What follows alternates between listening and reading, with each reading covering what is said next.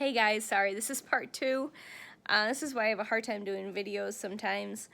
On my post-op hysterectomy week 3, week 4, I was talking about what I'm going to get ready to have, and I swiped a text and there goes my video. It stopped. So this is part 2. I'll do a part 1, part 2. So food has been really good. Protein, not going crazy on the protein. Some days are higher, some days are lower, but the fat and carbs vary. Basically, we'll see how this goes. Fasting anywhere between 16 and 18 hours at this point, pretty much without effort, so I feel like I'm pretty well fat adapted. Sometimes my eating window is anywhere between, I'd say 10 a.m. and 4:30 or 10 a.m. and 6:30. I usually try to have at least one really good fatty, protein-based meal, some vegetables, and then the rest of the day is just kind of up in the air on how I feel. What I feel like I need. So when I'm done talking to you guys, I'm gonna have a nice chicken salad with some lettuce and then maybe some sweet potato, things like that. Before that, I had some watermelon. So did grocery shopping this morning, got some watermelon. Haven't had that in a while. But it was a couple hours after I had my fatty coffee. So just keep that in mind. You never want to pair a sweet fruit with fat because you're gonna have digestive problems. So it was well after I had my fatty coffee, just to kind of get me through this video, and I can have my big salad. Always do your fruit first, guys. Please, please, please. So, to continue on week 3, week 4, post-op, supplementation, I take a collagen supplement. Again, you can do powder form or capsules. I decided to do capsules because consistency is the key. I also added in D12 and K2. It's in fat-soluble vitamin, so it's in fat. So make sure that when you do K2 and D3, you get a combo, and you make sure you either eat it with fat, take it with fat, or make sure it's in fat, because it's a fat-soluble vitamin. And just know your difference between water-soluble and fat-soluble vitamins, because you don't want to be taking a vitamin and not having your body absorb it. Sticking with my green powder, still doing my green powder pretty much every day, whether that's my watermelon green powder by Amazing Grasses, or the other day I invested in the berry flavor. They have 2 kinds of berry. They have sweet berry and berry, and I've been doing more fatty berry smoothies like raspberries or blueberries, or even just berry bowls, protein berry bowls. So I've been adding the green powders in there. That's my insurance card. Those are my vitamins, minerals, and probiotics and prebiotics that I might not be getting nutritionally. I am finding that I can't eat a lot of volume. What's that mean? A lot of food throughout the day. I can have a good meal, but I can't have 2 or 3 meals where there's a lot of volume, where there's a lot of food. My digestive system just is not having that. It doesn't like that. Definitely playing around with different foods and seeing if I have any reactions, because I was having a lot of sensitivities to foods previous to my surgery. Haven't really, knock on wood, had any major food sensitivities at this point. So there may have been a connection to the issues that was going on inside with my uterus that could have been triggering that. But I don't know that for sure until I continue this process. But again, keep your foods clean as much as possible. You want to keep it oils clean, fats clean, food clean. This is going to help you guys heal a lot faster. You're going to feel better. You're going to feel more energetic. Yes, there are some days where I still feel a little more lethargic and tired. I am sleeping, which is helping, anywhere from 9 to 10 hours a night. I'm not really napping as much.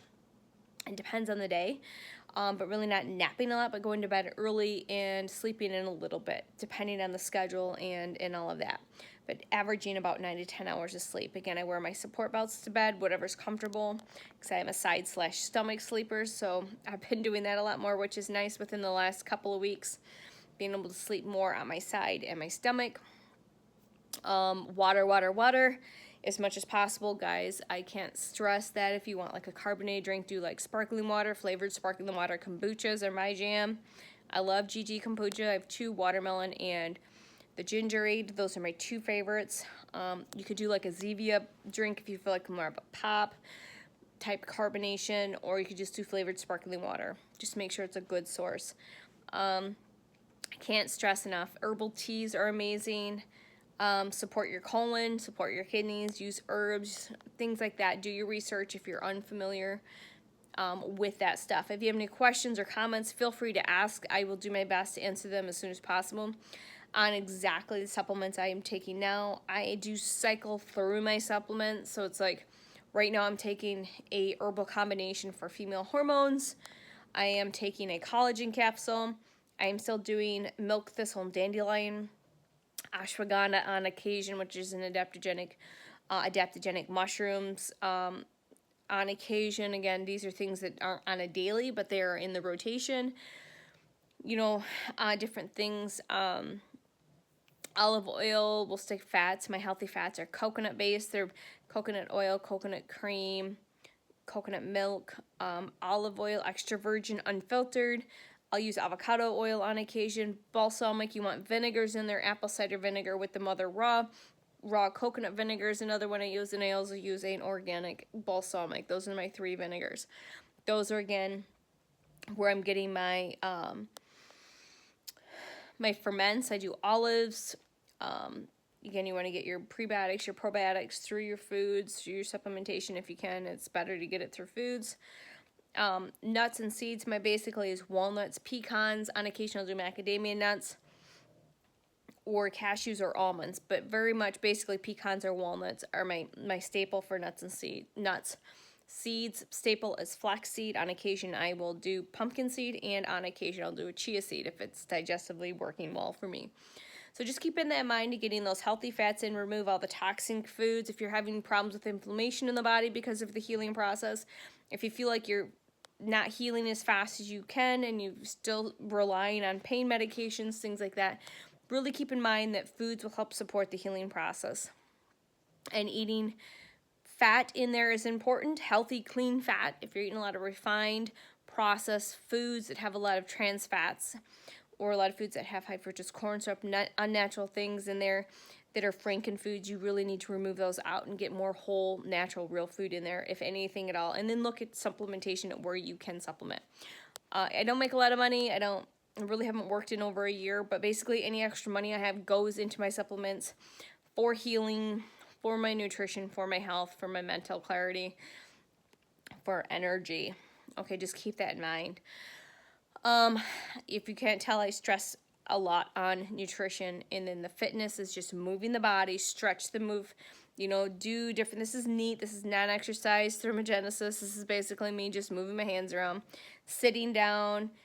It's the first time I sat down most of the morning. I've been kind of moving around, vacuuming, laundry, just those things are your daily activities. Those are important to get back to once you are cleared on the okay. And usually that's after week 2 if you're not having any problems and your incision's healing really good. So in a couple weeks, I'm expecting to get cleared to return to my quote-unquote nutritional protocol. My fitness protocol or my fitness routine. But again, what I was doing prior to surgery is not something I can do once I get cleared. I have to gradually get myself back in there because it's too intense. It was too intense to do what I was doing before right after. There's still a lot of healing that's taking place internally. I still have sensitivity to the touch. Like I said, if I eat, I get bloated really easily. I got this little Buddha belly, with my incisional scar. But in the morning before I do start eating or consuming calories, it's each morning it's gone down a little bit. The swelling's gone down. Having really good kidney and colon working really good with the kidneys, urination, and then cleansing the bowels and moving the bowels is very important, at least on a daily basis, if not more. If you need support, look into herbs. Try not to use the chemicals, things like Ducalax and things like that over the counter.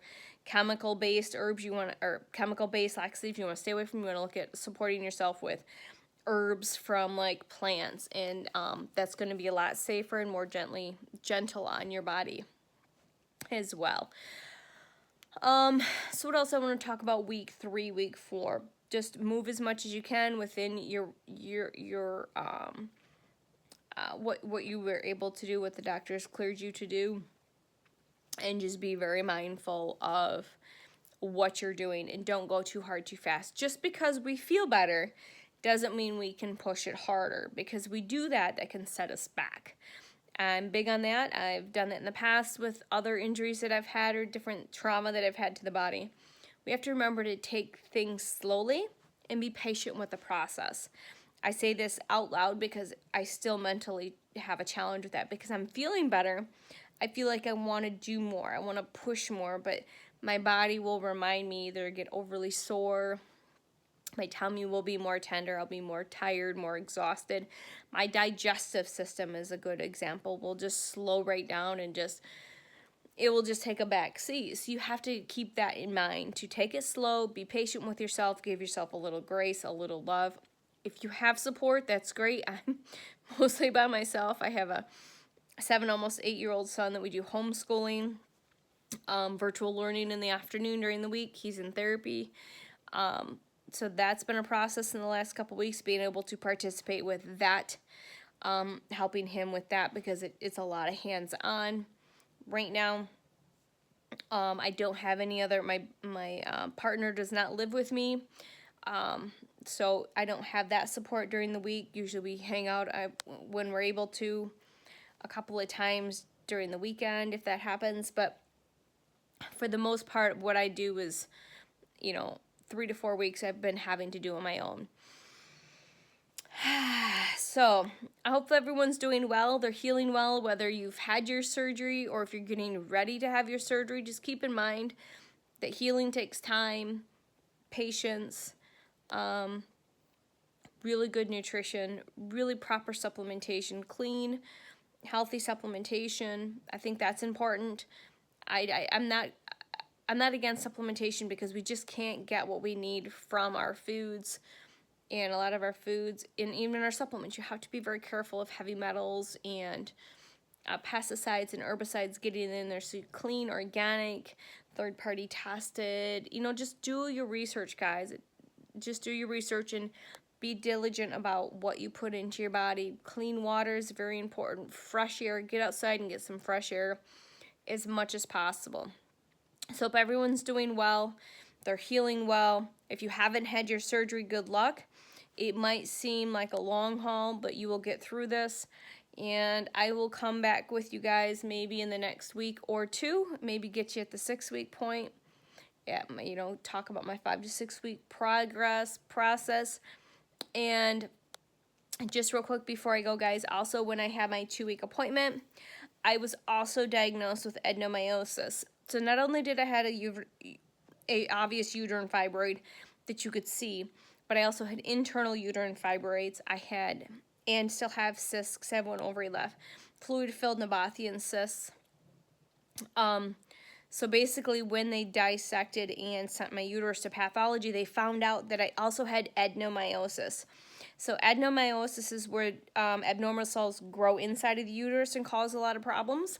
Pelvic pain, swollen uterus, enlarged uterus, excessive bleeding. I never had the excessive bleeding, which is typical for women.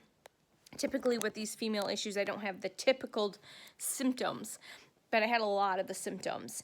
So I'm definitely familiar with endometriosis, which is a lot of us have heard about endometriosis. And again, both of them are very hard to diagnose without surgery or things like that. I didn't have a lot of the typical symptoms of adenomyosis, where the cells grow internally, and endometriosis, where the abnormal cells grow externally and can attach the outside of the uterus and other organs as well.